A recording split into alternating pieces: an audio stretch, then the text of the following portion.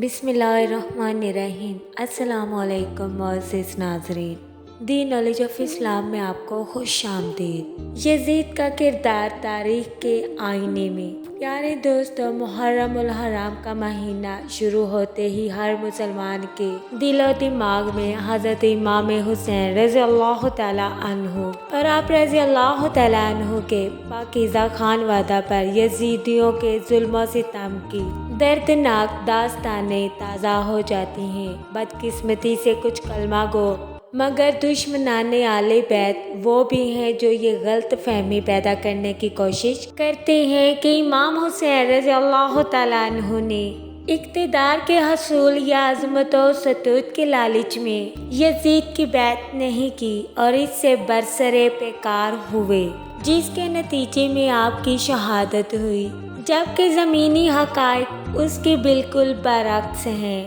تاریخ گواہ ہے کہ حضرت علی رضی اللہ تعالیٰ عنہ کی شہادت کے بعد خلافت کے امور حضرت امام حسن رضی اللہ تعالیٰ عنہ کے سپرد ہوئے۔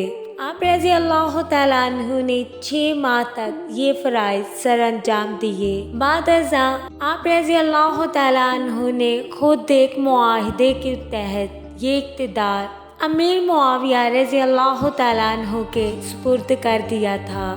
اس وقت حضرت امام حسین رضی اللہ تعالیٰ عنہ عالم شباب میں تھے۔ اگر اقتدار کی خواہش ہوتی تو اپنے برادر اکبر سے گزارش کر کے لے لیتے، لیکن کسی ایک روایت میں بھی آپ کی کسی ایسی خواہش کا ذکر نہیں ملتا۔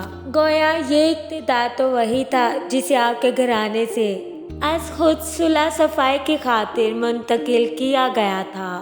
حضور صلی اللہ علیہ وآلہ وسلم نے اپنی حیات طیبہ میں یہ پیشن گوئی فرما دی تھی کہ میرے اس بیٹے کی وجہ سے مومنوں کے 2 گروہوں کے درمیان صلح ہوگی۔ جہاں تک جاہ و جلال اور عزت و آبرو کا سوال ہے، نبی کریم صلی اللہ علیہ وآلہ وسلم کی ذات اقدس سے جو نسبت اور تعلق ہے، اس سے بڑھ کر اور کیا عزت ہوگی جس کی امام عالی مقام کو خواہش ہوتی۔ سوال یہ پیدا ہوتا ہے کہ پھر اتنا بڑا معرکہ کیوں برپا ہو گیا؟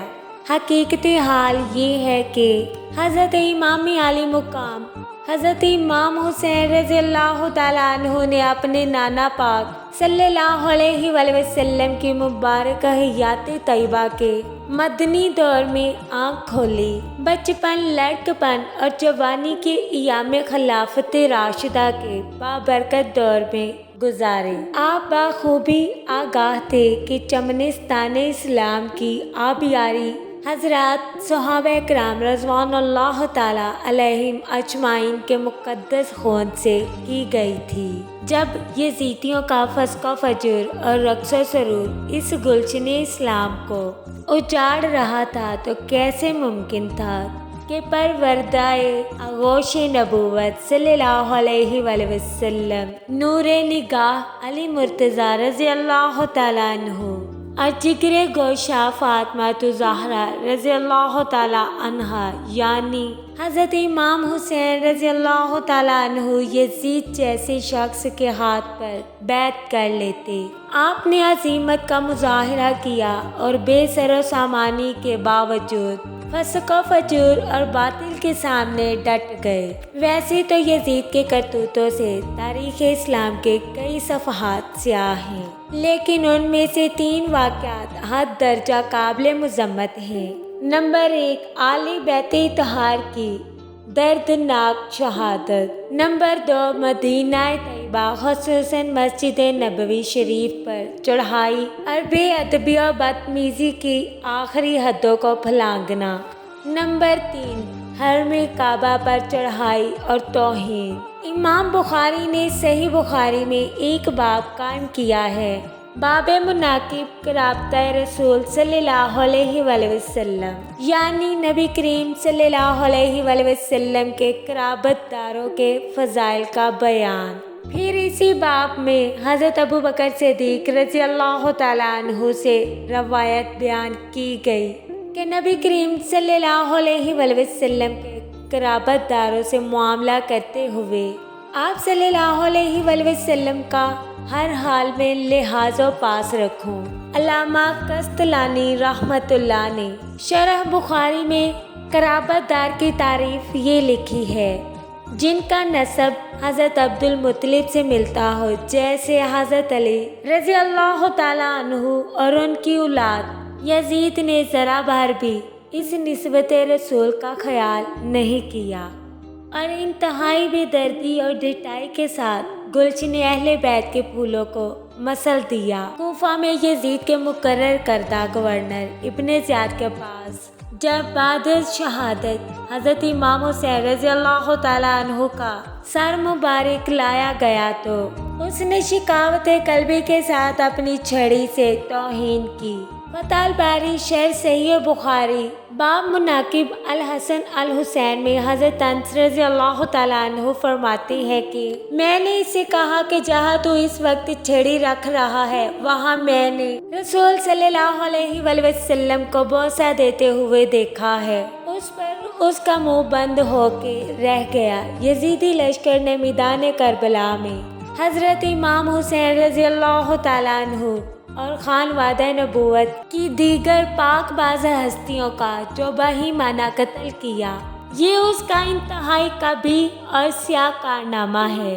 उस जालिम ने मदीना मुनव्वरा पर चढ़ाई की तो जुल्म सितम और शर्म हया की सारी हदें पार कर दी। इमाम दारमी ने अपनी सुन्नन में बयान किया है कि जंगे हुरा के दौरान 3 दिनों तक मस्जिद नबवी में ना अजान हुई और ना इकामत। मस्जिद नबवी में घोड़े बांधे गए। सिर्फ सईद बिन मुसीब रज़ी अल्लाह ताला अन्हु ने मस्जिद नबवी को नहीं छोड़ा और छुप कर वक्त गुजारते रहे। उन्हें रसूल सल्लल्लाहु अलैहि वसल्लम की कब्र अनवर से अजान की आवाज़ आती थी और उसके मुताबिक नमाज की अदायगी करते थे। इस दौरान यजीदियों ने 1700 इंसार, 1300 कुरैश और 3500 दीगर हस्तियों को कत्ल किया, लोगों के माल लूटे और 3 दिन तक यजीद के हुक्म से मदीना में हर नाजायज काम उन जालिमों के लिए हलाल था। यहाँ से फारिग होने के बाद यजीद के हुक्म से मक्का मुकरमा का रुख किया गया। हरमे काबा का मुहासरा किया और खाना काबा शरीफ पर पथराव किया गया। खाना काबा शरीफ में आग लगी और पर्दे जल गए। हरम काबा में हज़रत इस्माइल अलैहिस्सलाम के फतिये में जन्नत से भेजे गए दुम्बे के सींग महफूज चले आ रहे थे और इस वाक़े में वो भी जल गए। यजीद के हाथों हुरमैन शरीफैन की हुर्मत पामाल हुई। सहाबा किराम की तौहीन और इतरत रसूल सल्लल्लाहु अलैहि वसल्लम के खून से उसके हाथ रंगीन हुए। उसके बाद उसको मोहलत ना मिली और वह ज़लील रुसवा होकर मर गया। प्यारे दोस्तों, उम्मीद करते हैं आपको हमारी वीडियो अच्छी लगी। कमेंट बॉक्स में अपनी राय का इजहार ज़रूर कीजिएगा और इस चैनल पर नए आने वाले दोस्त चैनल को सब्सक्राइब ज़रूर कर दें और बेल आइकन को प्रेस करना मत भूलें ताकि हमारा हर नोटिफिकेशन आपको टाइम पर मिल सके।